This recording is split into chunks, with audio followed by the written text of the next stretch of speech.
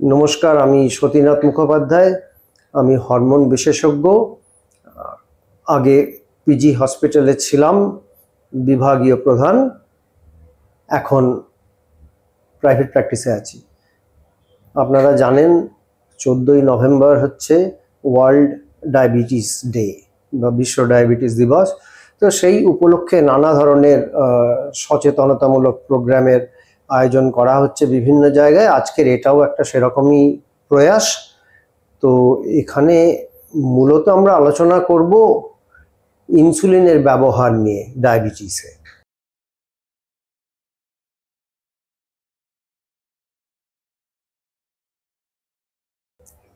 এই ধারণাটা একেবারেই সত্যি নয়।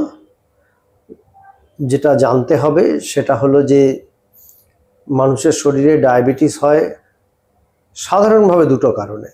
একটা হচ্ছে আমাদের প্যানক্রিয়াস বা অগ্ন্যাশয় যেটা বলা হয়, পেটের মধ্যে থাকে, সেখানে ইনসুলিন তৈরির একটা কারখানা আছে, সেখান থেকে ইনসুলিন তৈরি বন্ধ হয়ে গেল। এইটাকে বলে টাইপ 1 ডায়াবেটিস। তো এইটা সাধারণত বাচ্চাদের হয়, 5 থেকে 15 বছরের মধ্যেই অধিকাংশ রোগী দেখা যায়। তবে বিশেষ বিশেষ ক্ষেত্রে বড় বয়সেও দেখা যায়, আবার 5 বছরের নিচেও দেখা যায়। তো যাই হোক, এই ক্ষেত্রে যেটা হচ্ছে সেটা হচ্ছে যে ইনসুলিন একেবারেই তৈরি হচ্ছে না প্যানক্রিয়াসে। তো সেই ক্ষেত্রে ইনসুলিন তো দিতেই হবে, কারণ ইনসুলিন ছাড়া মানুষ বাঁচবে না। এই ধরনের রোগী যাদের টাইপ 1 ডায়াবেটিস আছে, আপনারা হয়তো কেউ কেউ জানেন যে 1921 সালে ইনসুলিন আবিষ্কার হয়েছিল। তার আগে এই ধরনের রোগ যাদের ছিল সেই বাচ্চারা কিন্তু কেউই বাঁচতেন না। কয়েক সপ্তাহ, কয়েক মাস তার মধ্যেই সে বাচ্চাগুলি কিন্তু মারা যেতেন। তো তারপরে ইনসুলিন আবিষ্কার হলো এবং তার একটা সুন্দর কাহিনী আছে যে যারা আবিষ্কার করলেন ইনসুলিনটা, সেটা টরন্টোতে সিক চিলড্রেন্স হসপিটালে চার্লস হার্বার্ট বেস্ট বলে এবং তার মাস্টারমশাই ব্যান্টিং। তো ওরা ইনসুলিনটা প্রথম যখন তৈরি করলেন তখন অনেকগুলো এরকম বাচ্চা, প্রায় 25-26 জন, তাদেরকে একটা ঘরে এনে জড়ো করা হয়েছে, যারা সবাই মায়ের কোলে ঝিমোচ্ছে। মায়েরা জানে যে এই বাচ্চাগুলো মারা যাবে, তাও একটা আশা নিয়ে এসছে যে ডাক্তারবাবু বলেছেন যে একটা নতুন ওষুধ আবিষ্কার করেছেন, যদি কিছু হয়। তো ব্যান্টিং আর বেস্ট তারা ওই হলটার মধ্যে ঢুকলেন, ঢুকে 1 নম্বর বাচ্চাটাকে ইনসুলিন ইঞ্জেকশন দিলেন। দেওয়ার পরে তারা একে একে পরবর্তী বাচ্চাগুলোকে ইঞ্জেকশন দিতে শুরু করেছেন। তারা যখন 25 নম্বর বাচ্চার কাছে গেছেন তখন দেখা গেল 1 নম্বর বাচ্চাটা জেগে উঠেছে, যে নিস্তেজ হয়ে মায়ের কোলে ঝিমিয়ে পড়েছিল, যে কোনো সময় মারা যাবে, সে জেগে উঠল। তারপর একটা ম্যাজিকের মতো ব্যাপার ঘটলো। পরের পর বাচ্চাগুলো 2 নম্বর, 3 নম্বর, 4 নম্বর সব জেগে উঠতে আরম্ভ করলো। তো সেইটা চিকিৎসা শাস্ত্রের ইতিহাসে একটা মিরাকল হলো বলা যেতে পারে। ইনসুলিন আবিষ্কার হলো এবং বাচ্চারা বাঁচতে শুরু করলো। তো সেই সময় থেকেই যাদের টাইপ 1 ডায়াবেটিস আছে তারা ইনসুলিন নেবে। তাদের ক্ষেত্রে কোনো রকমের ট্যাবলেট দিয়ে চিকিৎসার কোনো সুযোগ নেই। তো সেখানে আর ওই ফার্স্ট স্টেজ লাস্ট স্টেজেরও ব্যাপার নেই। টাইপ 1 ডায়াবেটিস ধরা পড়লে শুরু থেকেই ইনসুলিন তারা নেবে। ইনসুলিনের ওপর তাদের জীবন নির্ভর করে। এবার সেই ইনসুলিন তো জানেন মোটামুটিভাবে এখনো পর্যন্ত সারা পৃথিবীতে ইনজেকশনই। তো তারা ইনজেকশনই নেবে, 3 বার 4 বার 5 বার নেবে। আজকাল ইনসুলিন পাম্প আবিষ্কার হয়েছে, খুবই ব্যয়বহুল। তো যারা পারেন তারা ইনসুলিন পাম্প ব্যবহার করবেন, তাহলে বারবার ছুঁচ ফোটাতে হবে না। এই হলো টাইপ 1 ডায়াবেটিসের চিকিৎসা। তাহলে ওই যে ইনসুলিন মানে শেষ পর্যায়ে, এই ব্যাপারটা, প্রশ্নটা কখন আসে যখন আমরা টাইপ 2 ডায়াবেটিসের কথা বলি, যেগুলো কিনা সাধারণত অ্যাডাল্টে হয়। 100টা ডায়াবেটিস রোগীর মধ্যে 95 জনের হচ্ছে টাইপ 2। টাইপ 2 ডায়াবেটিসের অধিকাংশ রোগী ট্যাবলেট দিয়ে কন্ট্রোল থাকে। তো তাদেরকে যখন ইনসুলিন নিতে বলা হয় তখন প্রশ্নটা ওঠে যে তাহলে কি আমার একেবারে ডায়াবেটিসটা শেষ পর্যায়ে চলে গেছে? তো এখানে একটা বিষয় বুঝতে হবে, সেটা হলো যে টাইপ 1 ডায়াবেটিসে যেরকম বলা হলো যে প্যানক্রিয়াস থেকে ইনসুলিন তৈরিটাই বন্ধ হয়ে যাচ্ছে, টাইপ 2 ডায়াবেটিসটা কিন্তু আদপেই সেরকম নয়। সেখানে ইনসুলিন যথেষ্ট তৈরি হচ্ছে শুরুতে, কিন্তু শরীরের ওজন বেশি, ব্যায়াম করা হয় না, নানা রকমের আসক্তি আছে, অত্যধিক মানসিক উদ্বেগ আছে ইত্যাদি কারণে যে ইনসুলিনটা তৈরি হয় সেই ইনসুলিনটা কাজ করে না। তাহলে ইনসুলিন কাজ কোথায় করে না, আমরা খাওয়ার পরে রক্তে যে গ্লুকোজটা বাড়লো, তার মাত্রাটা বাড়লো, ইনসুলিনের কাজ হচ্ছে ওই গ্লুকোজটাকে নিয়ে গিয়ে শরীরের সমস্ত মাংসপেশির মধ্যে, আমাদের চর্বির মধ্যে, স্নেহ পদার্থ যেখানে থাকে আর লিভারের মধ্যে জমিয়ে দেওয়া, স্টোর করে দেওয়া। প্লাস গ্লুকোজ তো আমাদের শরীরের ফুয়েল, গাড়ির যেরকম পেট্রোল বা ডিজেল সেরকম, সেই ইনসুলিন সেটাকে বিভিন্ন কোষে পৌঁছে দেয় গ্লুকোজটাকে, যেখানে গিয়ে কোষগুলোর যা ধরুন শারীরবৃত্তীয় কাজকর্ম ইত্যাদি ঠিকভাবে হতে থাকে। তো এই ঘটনাটা টাইপ 2 ডায়াবেটিসে ঠিক মতন হতে পারে না, তার কারণ ইনসুলিন রেজিস্ট্যান্স বলে একটা জিনিস হয়, অর্থাৎ যে ইনসুলিনটা প্যানক্রিয়াস তৈরি করছে সেটা যথেষ্ট কার্যকরী হচ্ছে না। তার কারণগুলো আমি আগেই বললাম।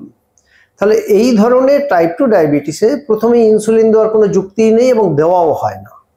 তাহলে সেখানকার চিকিৎসা হচ্ছে রুগীর খাদ্যাভ্যাসটাকে নিয়ন্ত্রণ করা, তাকে এক্সারসাইজ করতে বলা, তার ধূমপানে আসক্তি থাকলে বন্ধ করতে বলা, তার অ্যালকোহলে আসক্তি থাকলে অ্যালকোহলের মদ্যপানটাকে পরিমিত করতে বলা, তার শরীরে স্ট্রেস থাকলে স্ট্রেসটাকে, মনে স্ট্রেস থাকলে স্ট্রেস ম্যানেজমেন্ট করা ইত্যাদি করলেই এই রুগীদের প্রায় 50-60% ক্ষেত্রে সুগার নর্মাল লেভেলে চলে আসে।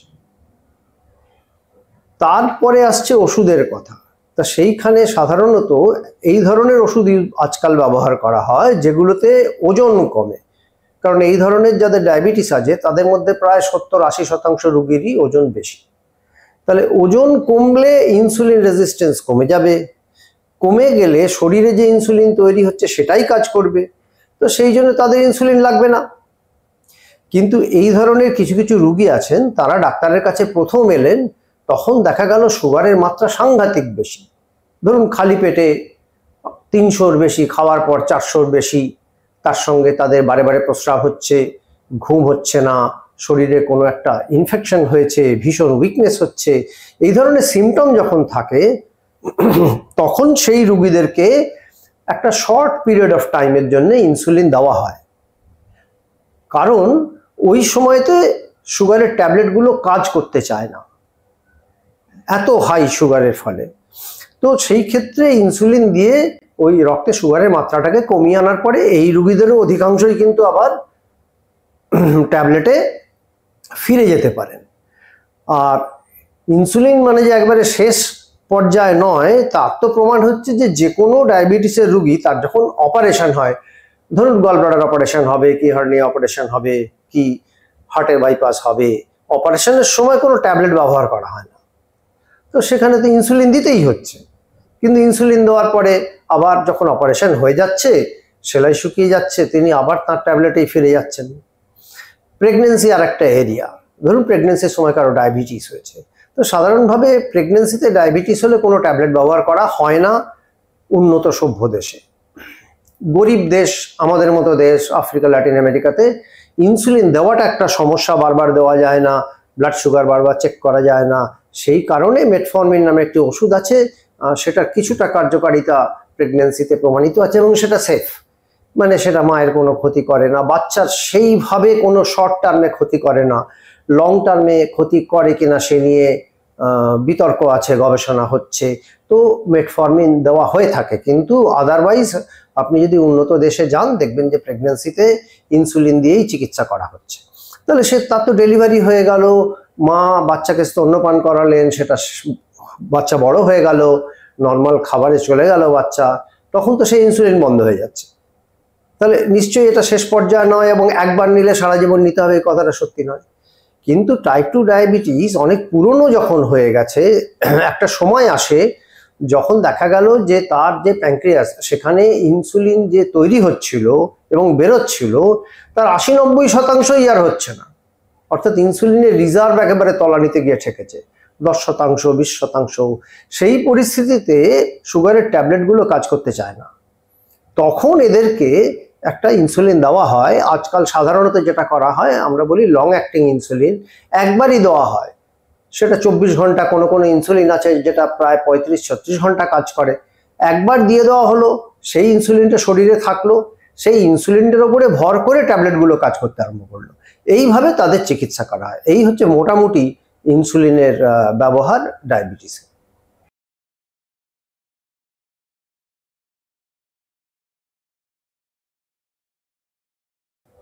অনেকবার ইনসুলিন নিতে হয় সাধারণত টাইপ 1 ডায়াবেটিসদের, কারণ তাদের ক্ষেত্রে যেটা করা হয় সেটা হচ্ছে যে একটা লং অ্যাক্টিং ইনসুলিন দেওয়া হয় যেটা 24 ঘন্টার সুগারের পরিমাণটা রক্তে ঠিকঠাক রাখে, কিন্তু খাওয়ার পরে, প্রতিবার খাওয়ার পরে যে সুগারটা বাড়ে সেই সুগারটাকে কন্ট্রোল করার জন্য আলাদা একটা শর্ট অ্যাক্টিং ইনসুলিন নিতে হয়। সেই জন্যে তারা একাধিকবার ইনসুলিন নেয়। আর এছাড়া প্রেগনেন্সির সময়তেও ভীষণ টাইট করে সুগার কন্ট্রোল করার দরকার হয়ে পড়ে, তো সেইখানে ওই একবার বা দুবার ইনসুলিন দিয়ে সেটা করা সম্ভব হয় না। সেই জন্য প্রতিবার খাওয়ার আগে ইনসুলিন দেওয়া হয়, খাবার পরে সুগারগুলো যাতে না বাড়ে, এবং তার সঙ্গে একটা লং অ্যাক্টিং ইনসুলিন দেওয়া হয় যাতে করে সেটা বাকি 24 ঘন্টায়, ধরুন ঘুমের মধ্যে বা দুটো খাবারের মধ্যে যে সময়টা, এই সময়গুলোতে ব্লাড সুগারকে নিয়ন্ত্রণে রাখে।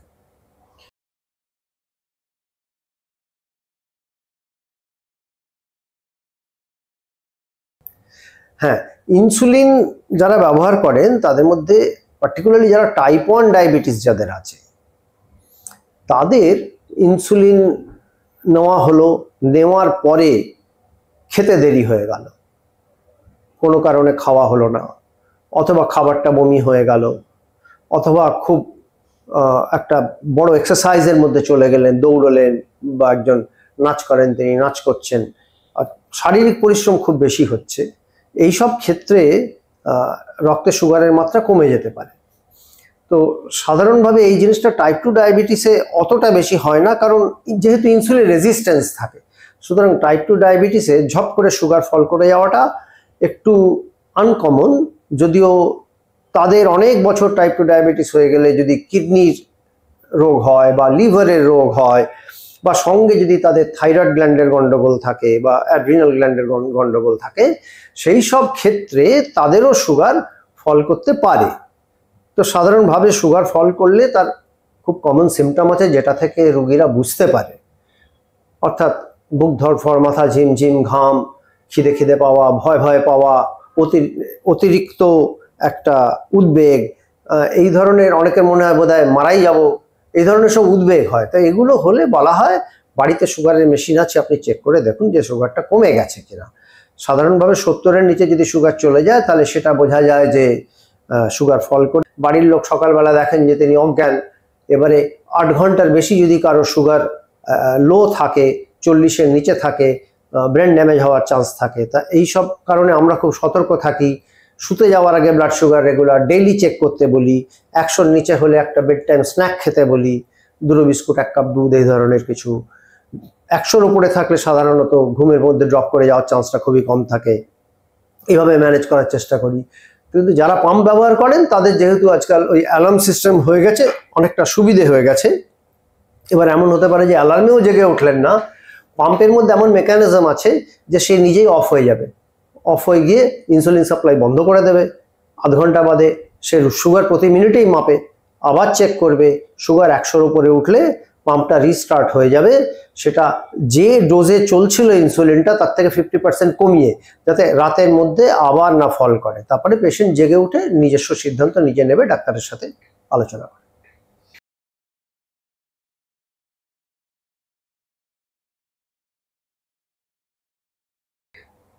আমি একদম শুরুতেই বলেছি যে টাইপ 1 ডায়াবেটিস সবাইকে ইনসুলিন দেওয়া হচ্ছে, কাউকে ওষুধ দেওয়া হচ্ছে না। প্রেগনেন্সি ডায়াবেটিস সবাইকে ইনসুলিন দেওয়া হচ্ছে, কাউকে ওষুধ দেওয়া হচ্ছে না সাধারণভাবে উন্নত দেশে। তাহলে প্রশ্নটা ওইসব ক্ষেত্রে আসছে না, প্রশ্নটা হচ্ছে টাইপ 2 ডায়াবেটিসে কি করব। তো টাইপ 2 ডায়াবেটিসেও আমি শুরুতেই বলেছি যে সেখানে ইনসুলিনের অভাবটা মূল কারণ নয়, ইনসুলিন রেজিস্ট্যান্সটা মূল কারণ। ইনসুলিনটা কাজ করছে না, তো শরীরে ইনসুলিন কাজ করছে না, সেখানে আরও ইনসুলিন না দিয়ে আজকাল এমন ধরনের ওষুধ বেরিয়েছে যেগুলো ব্যবহার করলে ওই ইনসুলিনটা কাজ করতে শুরু করবে, অর্থাৎ ইনসুলিন রেজিস্ট্যান্সটাকে ভেঙে দেওয়া। তো সেগুলো ওষুধের মাধ্যমে করা যায় বলে তাদের ইনসুলিন দেওয়া হয় না। এবার সেটা যখন করা যায় না তখন ইনসুলিন দিতে হয়। ডায়াবেটিস অনেক পুরনো হয়ে গেলে, কিডনির রোগ, লিভারের রোগ হয়ে গেলে ট্যাবলেটগুলো কাজ করতে চায় না, সেই সব ক্ষেত্রে ইনসুলিনের সাহায্য নেওয়া হয়। শুরুতে একবার দেওয়া হয়, তারপর তাদেরও প্রয়োজন হলে 2বার 3বার দেওয়া হয়।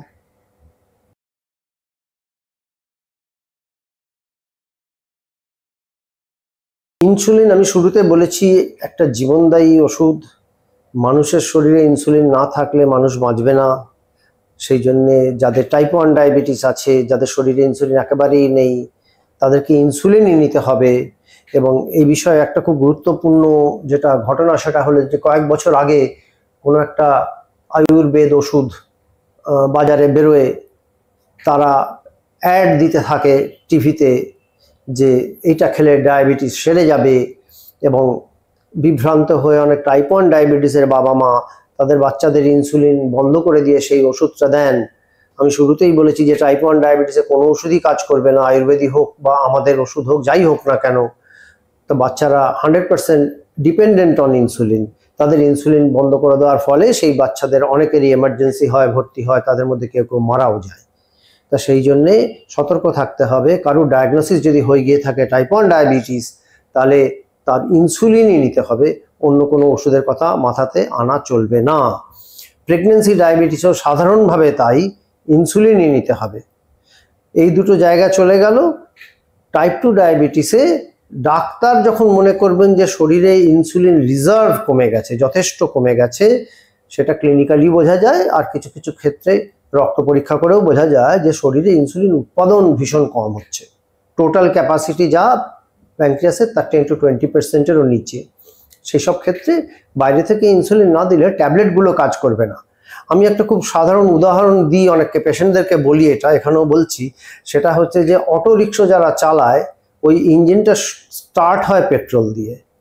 এবার পেট্রোলের দাম বেশি বলে তারা চালায় কি দিয়ে? কাটা তেল। কাটা তেল মানে পেট্রোলের জায়গায় ব্রেক অয়েল দেওয়া আছে, মোবিল দেওয়া আছে, কেরোসিন দেওয়া আছে, ডিজেল দেওয়া আছে। তো ট্যাবলেটগুলো হচ্ছে এইসব break oil, kerosene, diesel, Mobil, এগুলো হচ্ছে ট্যাবলেট। অর্থাৎ এগুলো দিয়ে ইঞ্জিনটা স্টার্ট হবে না। মানে পেট্রোল যদি 0 থাকে তাহলে অটো রিক্সার ইঞ্জিনটা কিন্তু চাবি দিলে স্টার্ট হবে না। পেট্রোল চাই। তো মানুষের শরীরে একই ব্যাপার, ইনসুলিন হচ্ছে পেট্রোল, ইনসুলিন লাগবে। এবারে ইনসুলিন আমার নর্মাল নেই, 30%, 40%, 50% আছে, সেখানে ট্যাবলেট কাজ করবে। 20%-এর নিচে চলে গেলে ট্যাবলেট কাজ করবে না, সেখানে ইনসুলিন দিতে হবে, তবে ট্যাবলেটগুলো কাজ করবে। তো আশা করি যা আলোচনা করলাম ইনসুলিন নিয়ে, সেগুলো মোটামুটি সহজবোধ্য হয়েছে। যতটা সম্ভব সরলভাবে বলবার চেষ্টা করেছি, উদাহরণ দিয়েও বলবার চেষ্টা করেছি। আপনারা সবাই ভালো থাকবেন। 14ই নভেম্বর বিশ্ব ডায়াবেটিস দিবস। এবারের একটা থিম রয়েছে, সেটা হচ্ছে diabetes in the work place. অর্থাৎ যারা ডায়াবেটিস নিয়ে সাফার করছেন, তারা বিভিন্ন কর্মক্ষেত্রেও আছেন, সেখানে তাদের বিশেষ বিশেষ ধরনের সমস্যা হয়। যারা ইনসুলিন নেন, ইনসুলিন নেওয়ার জন্য যথেষ্ট প্রাইভেসি দেওয়া, ক্লাসরুমে, স্কুলে, কলেজে বা অফিসে ব্লাড সুগার ফল করলো সেটা চেক করার ব্যবস্থা রাখা। স্কুলের ক্ষেত্রে পার্টিকুলারলি আমরা বলি, আমরা সাধারণত বাচ্চা ডায়াবেটিকদের একটা করে চিঠি দিয়ে দিই বাবা মায়ের কাছে, যেটা 2টো কপি, একটা ক্লাস টিচারের কাছে থাকে, একটা হেডমাস্টার বা প্রিন্সিপালের কাছে থাকে। তার মধ্যে লেখা থাকে যে এই বাচ্চাটার টাইপ 1 ডায়াবেটিস আছে, এর সুগার ফল করলে কি হতে পারে, এই বাচ্চাটার যদি খিদে পায়, ও যদি মনে করে ওর সুগার ফল করছে, তাহলে ও টিফিন আগে খাবে, অন্যদের টিফিন টাইমের জন্য ওকে ওয়েট করানো চলবে না। স্কুলের ফিজিক্যাল এডুকেশন ক্লাসে বা যেখানে এক্সারসাইজ হয়, ও যখন খেলতে নামবে তার আগে সুগার চেক করে দেখবে, 100-এর ওপর থাকলে তবেই খেলতে নামবে, না হলে ও একটা এক্সট্রা স্ন্যাক নিয়ে তারপরে নামবে। এবং গ্লুকাগন বলে একটা ইঞ্জেকশন পাওয়া যায়, যেটা খুব সহজে দিয়ে দেওয়া যায় সুগার ফল করলে। অ্যাকচুয়ালি পৃথিবীর যেগুলো উন্নত দেশ, সভ্য দেশ, সেখানে যে সমস্ত ক্লাসে টাইপ 1 ডায়াবেটিস বাচ্চারা আছে, সেখানে টিচাররা গ্লুকাগনের একটা স্টক রেখে দেন, যাতে করে বাচ্চার সুগার ফল করলে গ্লুকাগন একটা দিয়ে দেওয়া যায়। তো আমাদের দেশে সেরকম ব্যবস্থা অনেক চেষ্টা সত্ত্বেও করা যায়নি, কিন্তু আমরা তো ওই যে চিঠি লিখি তার মধ্যে ওরকম দেওয়াও থাকে যে যদি প্রভিশন করা যায় ভালো হয়। এবং আমরা সবসময় আছি, গ্লুকাগন কী করে দিতে হয় সেটা আমরা দেখিয়েও দিতে পারি। তো সেরকম প্রভিশন, গ্লুকাগন থাকবে, গ্লুকোজ থাকবে, গ্লুকোমিটারের একটা ব্যবস্থা থাকবে, কারণ বাচ্চা যদি গ্লুকোমিটার ক্যারি করতে ভুলে যায় তার শরীর খারাপ করলে যাতে স্কুলে চেক করে নেওয়া যায়, ইত্যাদি সমস্ত ব্যবস্থা। আর আজকাল উন্নত দেশে টাইপ 2 ডায়াবেটিসের জন্য এই ধরনের ব্যবস্থা হয়েছে। সেই বাচ্চাগুলো ওবেস, তাদের ওজন অনেক বেশি, তারা এক্সারসাইজ করে না, ফাস্টফুড খায়, তো তাদের জন্যে অনেক স্কুল জাপানে করেছে, তাদেরকে 45 মিনিট আগে স্কুলে যেতে হবে ক্লাস শুরু হওয়ার, তার আগে এক্সারসাইজ করবে, তারপর ক্লাসে ঢুকতে দেওয়া হবে।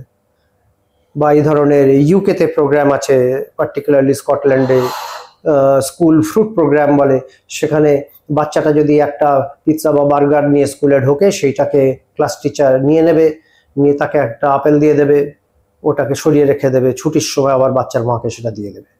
এরকম প্রোগ্রাম আছে, এবং বিভিন্ন আরও নানা রকম প্রোগ্রাম সারা দুনিয়ায় আছে, সেটা বিশদে আলোচনা করতে গেলে অনেক সময় লেগে যাবে। আপনারা সকলে ভালো থাকবেন, সুস্থ থাকবেন।